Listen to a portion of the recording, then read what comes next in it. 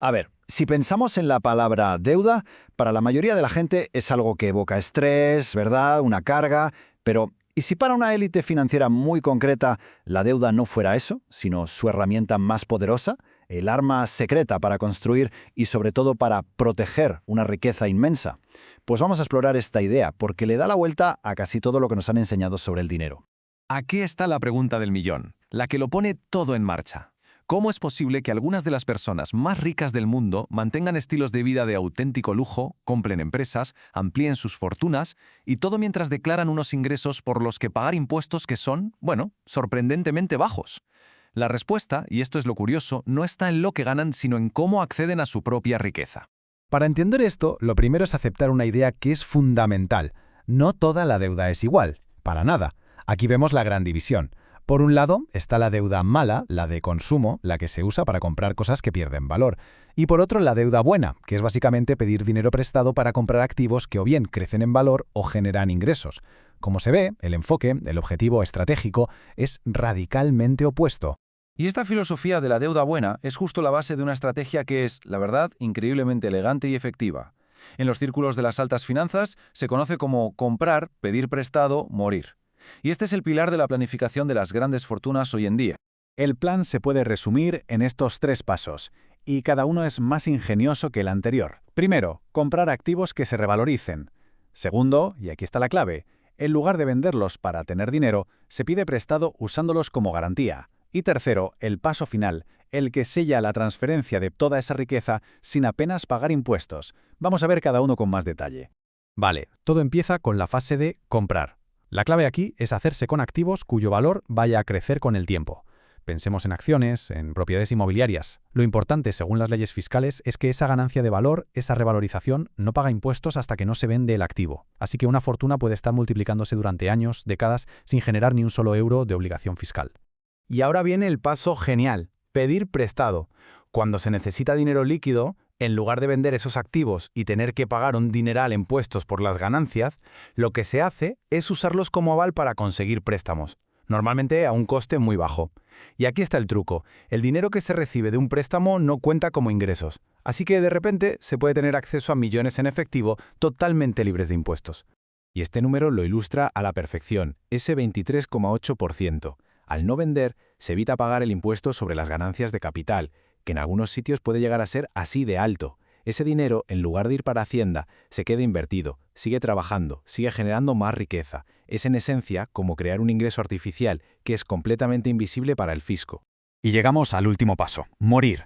Este es quizás el componente más potente de todos. Gracias a una figura legal conocida como Stepped Up Basis, cuando esos activos se heredan, su base de costes se actualiza al valor de mercado que tengan el día del fallecimiento. Es como pulsar un botón de reinicio fiscal. Esto borra de forma totalmente legal décadas y décadas de ganancias de capital acumuladas. Los herederos pueden vender los activos para devolver los préstamos y apenas pagarán impuestos. El círculo se ha cerrado. Claro, para ejecutar esa fase de pedir prestado hacen falta herramientas financieras muy específicas. No estamos hablando de ir al banco de la esquina a pedir un préstamo personal. Esto es otro nivel, son instrumentos casi institucionales. La herramienta estrella es la línea de crédito basada en valores, o SBLOC. Básicamente, es una línea de crédito súper flexible que utiliza una cartera de inversiones como garantía. Esto permite a los inversores tener acceso a liquidez de forma casi inmediata, sin tener que vender ni una sola de sus acciones o bonos.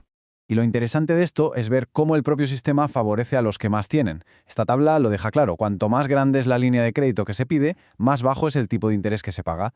Alguien que pide prestado, digamos, más de 5 millones, consigue unas condiciones muchísimo mejores que alguien con una cartera más modesta. En resumen, la escala te da una eficiencia brutal.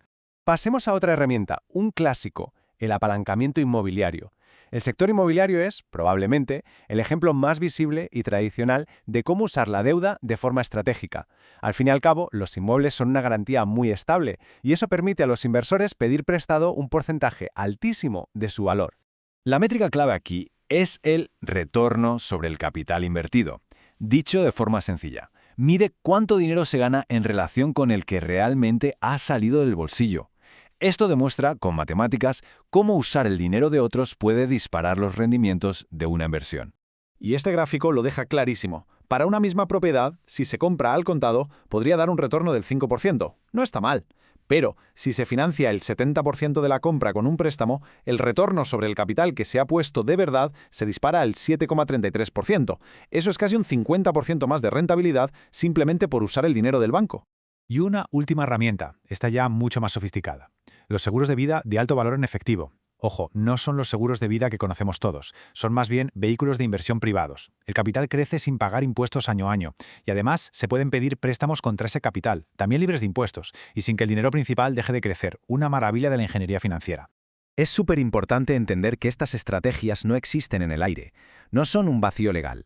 Están perfectamente ancladas y de hecho habilitadas por el propio código fiscal que muchas veces favorece al capital por encima del trabajo. Y la legislación, a menudo, se va adaptando para consolidar estas estrategias. Un ejemplo hipotético que lo ilustra muy bien es esta One Big Beautiful Bill Act, o OBBA.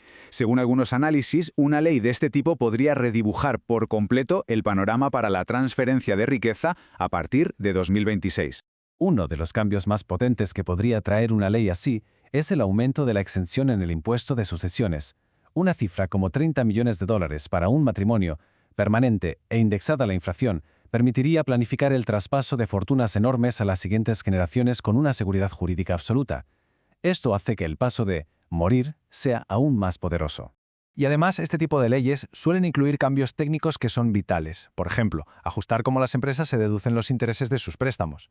Sin meternos en contabilidad pura y dura, un cambio así favorecería una barbaridad a industrias con mucho capital, como la inmobiliaria, permitiéndoles deducir más intereses y, por tanto, usar niveles de deuda todavía más agresivos.